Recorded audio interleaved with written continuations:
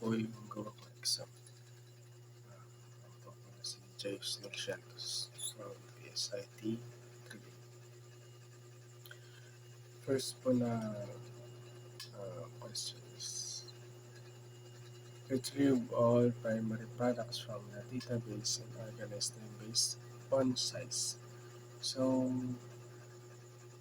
ang naisip ko kung primary products is nasa front product na table.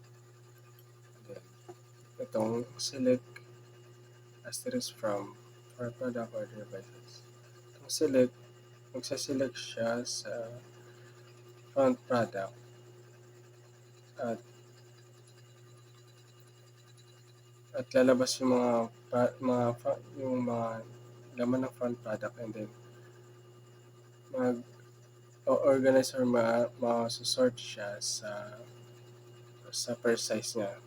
Diba, large to small. Okay. And then ito po yung output.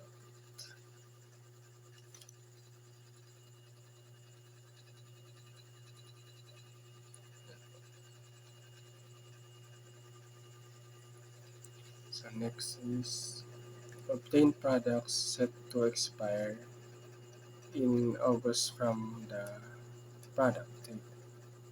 So ito po yung query ko ginawa.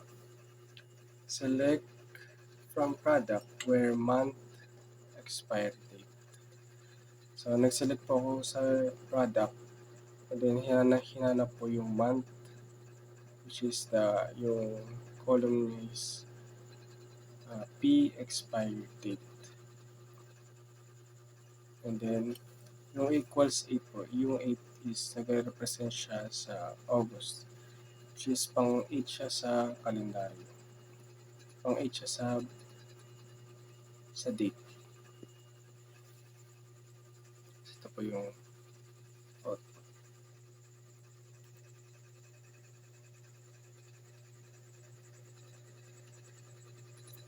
Ang pangatlo, calculate the total sales from the product cart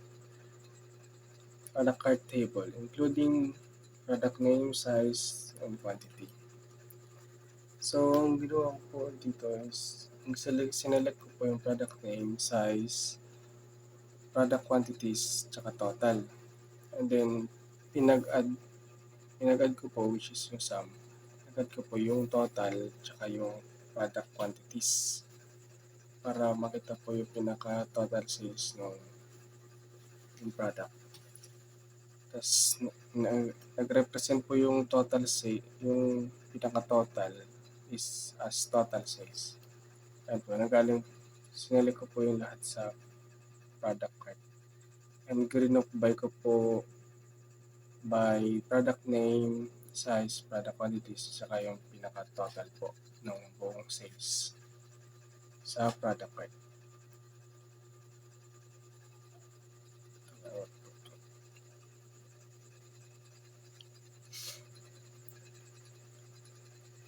Pangapat, retrieve all records from the sales table and group them by date.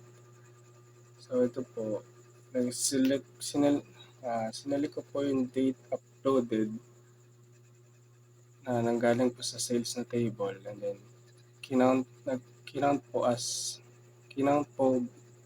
ginamit po na pang-count is yung ID ng sales, and group by po siya by date uploaded.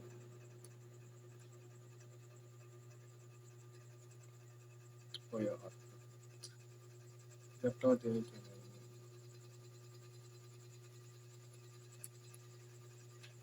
And then last po is determine the number of entries in the product cart table. So ang query po na ginawa ko is select count as num entries from product.